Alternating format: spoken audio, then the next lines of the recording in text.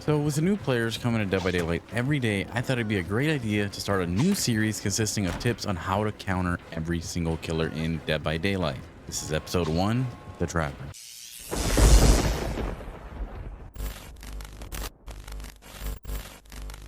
Alright, let's start things off with tip number 1. When facing the Trapper, you may find yourself or a teammate in a situation where you or them are trapped in a room, let's say for example, the shack. You can easily get out of this situation by holding the disarm button on the trap that's actually blocking the door, which will allow anyone to pass through without the trap going off. Now, be careful with this because this actually does go for the killer as well, so be sure to release the untrap button, canceling the action and blocking the killer from passing through.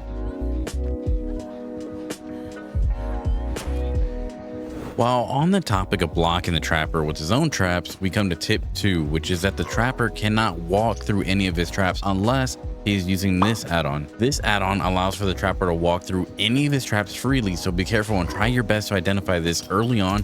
That way, you know this add-on is in play and you don't make the mistake of trying to pull off tip 1, as the Trapper will just walk straight through the trap and down you.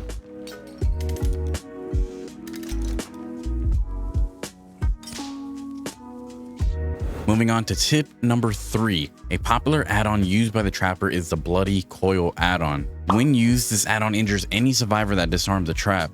Now, to counter this, it is best to have one injured player disarm all known traps in order to prevent any other survivors from having to disarm the traps and then lose a health state or take damage. Alright, moving on to tip number 4.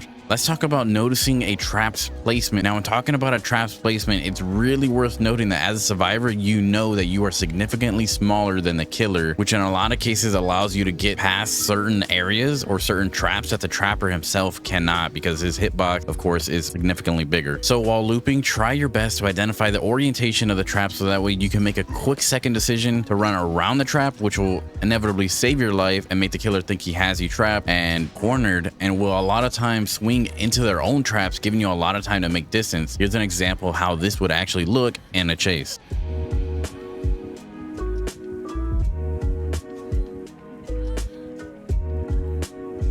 Tip 5. When looping around shack against the Trapper, most players will actually think that there will always be a trap placed at the window, which is, very common. But although this may be the case a lot of times, it is critical to know that when playing against an advanced Trapper, they will actually place traps on the corners of the shack to prevent the survivor from running a tight loop, thus ending the chase significantly sooner. So try your best to look out for this and do your best to get away from the shack as quick as possible when discovering that a Trapper is actually doing this. Here's an example of how this will actually play out in a game if you find yourself in this situation.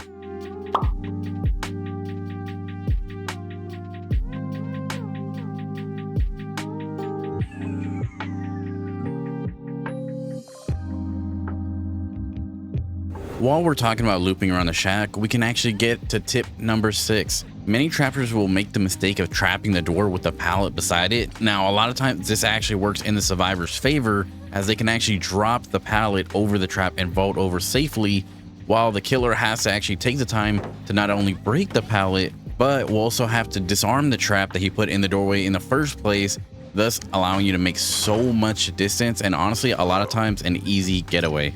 Alright guys, moving on to tip number 7, and in my opinion the most important of all the tips I've actually shared with you so far today. So when in a situation where you are hooked in the basement and the Trapper has trapped all known exits, it's so crucial to know that when you have the endurance status effect, which by the way is base kit of 10 seconds now, you can actually just run straight into a trap and bait the killer into hitting you, which will knock you out of the trap and allow you to pass through the trapped area. Now, I know this may sound a little confusing, but here's an example so you can get a little bit of a clear picture of what I'm actually trying to say here.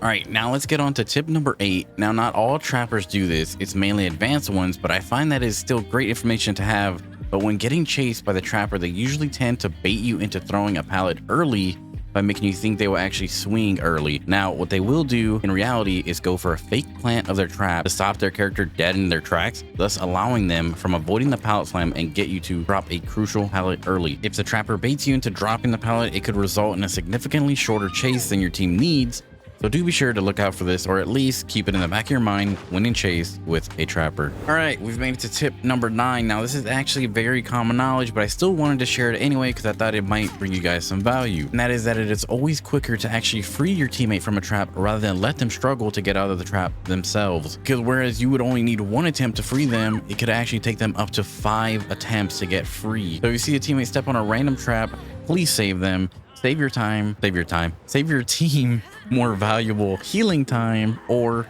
gen time, which, as we know, every second counts.